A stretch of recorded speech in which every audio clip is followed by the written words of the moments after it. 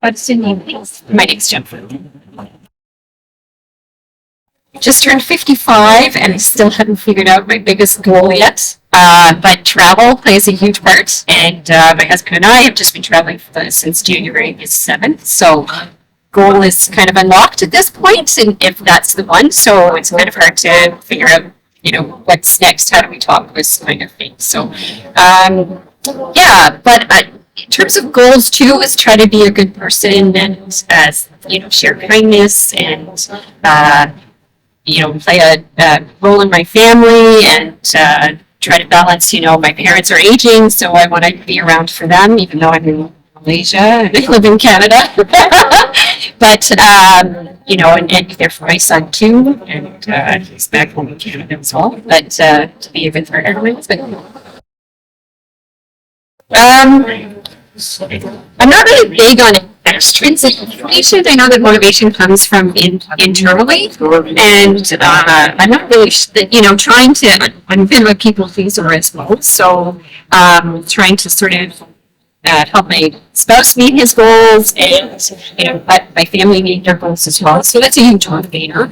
But I've always had the bug to travel and to try to be a better person, which I thought from my it's that socialization aspect. It's such a hard question. We try to keep things like really on a surface level. We don't try to talk about a lot of stuff because those deep thought questions are really terrifying. Yes. So, but yeah. So and to help others is like a big motivator. Like I don't know. It's just kind of I think a lot of it comes from your upbringing and how you want to achieve those goals and to help others. And anyway, I think I'm off topic.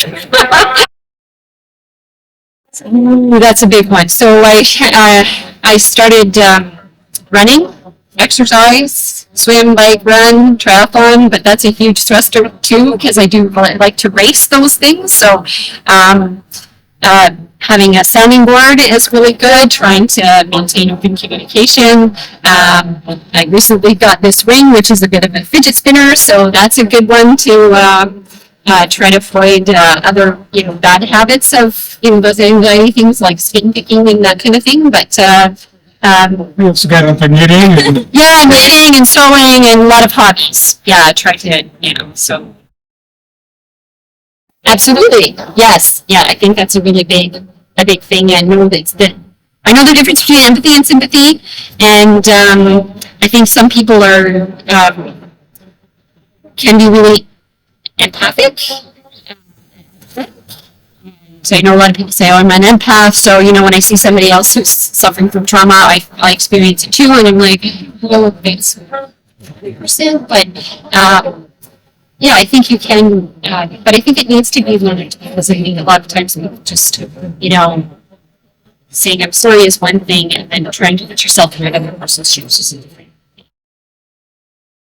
Not a big enough one, I don't think. North America is starting to lack a little bit of empathy, I think, because the people, this anti-wokeness, and I think it's kind of a bad rap because we want to have awareness of what's going on with others, and we want to have empathy for what people are going through. But I think it's been shifted a little bit, where people are like, "Oh, I don't, me." Yeah. And then, like I said, we try not to we try to have conversations on the surface is because it's a lot of work to be empathetic and empathetic. And it's just, anyway. So, and a lot of people don't want to do the heavy lifting and it's a lot easier to say, well, I'm just going to worry about me and my little inner circle rather than worrying about what's going on. Not going to school right after I graduated, like continuing my education. It took me, so I graduated from university and then it took me 8 years before I decided to go back to school to get my teaching degree. So I spent a lot of 8 years, but then it was a regret, but at the same time I had my son right after I graduated from university. So maybe not having a second child is a bit of a regret. Because if I have an only child, he's the one and only in Frederickson. I kind of wish I had a sibling. And like, well, you're 10, so it's never going to happen now. But and it's always like, well, you had the dog. something. Oh, well, she's been gone a long time now. She was a Daisy. Yeah. Beautiful. Yeah, beautiful dog, and we haven't replaced them yet. So, no intention to. Don't stop learning. Spread kindness. Yeah, there you go. With today? My name's Alex. My name is Ryan. Arina. Yulia. And I'm Sophia. I have a few questions to ask from you. So, what is your biggest goal in your life? I think that the biggest goal in my life to is to be close with my family and to build a family of my own that I love, and as well to experience, experience all types of different cultures and just the world that we live. Well, the biggest goal in my life is actually coming out to Malaysia, traveling for the full year. To help my people in my country. Nice. So, what motivates you to do that goal? I like to help to girls to go to school, all girls to go to school.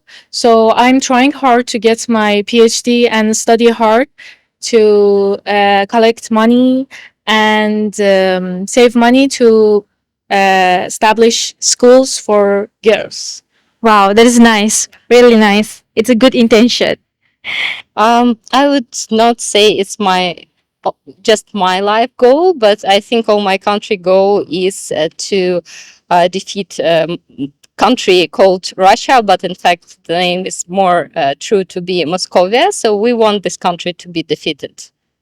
So, the next one is, how do you cope with your stress and anxiety? This is a difficult question. I think working out and physical activity is the best thing for me. If I feel stressed, also making to-do lists as well, I think, helps because, it's easy to get overwhelmed sometimes if, you're not keeping track of things that need to get done. But yeah, definitely working out or going for a walk or doing something like that helps a lot as well. Yes, so that's good. Well, I go to the gym every day, so that's the best thing for me. Yeah, keep yourself occupied and you don't feel stressed or nothing. Yeah. Yes, nice. So, be healthy, right? Be healthy as well. Yeah. How I manage it? Yeah, manage it. Oh, okay. I'm exercising every day, trying to exercising every day, jogging and workout. So I think it's good. As a normal and responsible person, I use therapy. But in the moment, I use observing my emotions, trying to get into it and understand it. Some relaxation techniques. I use calming musics that are plenty on YouTube, like nice relaxing music, and also exercises, meditations, dancing just for myself, talking to nice people. So, the next question, what is the biggest regret in your life? I don't know that I have many big regrets in life. I don't know. I honestly don't think there's nothing overall that comes to my mind as far as regrets. People make mistakes, but it's just part of the process. I dropped out of school when I was younger, so that could be a regret that I have, I guess. But yeah, nothing that's nothing crazy, I don't think. The biggest regret in my life that I postpone having children too long. And right now I know that my chances to have children are very low, and I have a message for all the young people to think about it much earlier. I'm almost 40, so you shall think about it much earlier. Ladies, first of all, ladies. Okay, the last one. Do you have any message to give for the society? You can give it in your language or English. I guess a message that I have is just to get out there and to see the world. I think that a lot of people get stuck at work or stuck in mundane lifestyles. And I think that it's really important for, to live happy lives, to get out and see the world and meet new people and that type of thing. Yeah. Yeah, work hard, keep healthy, respect people. Yeah, that's what it is. I think I like people to be more kind, really, and help each other. And I think it's really important. It's just not about helping other. You will help yourself with this as well. Please support Ukraine. Not giving to Ukraine will not help stop the war. There are naive people who think about it. It just will help Moscow to seize all our lands and people and make genocide wider on our lands. So please give a Thank you so much.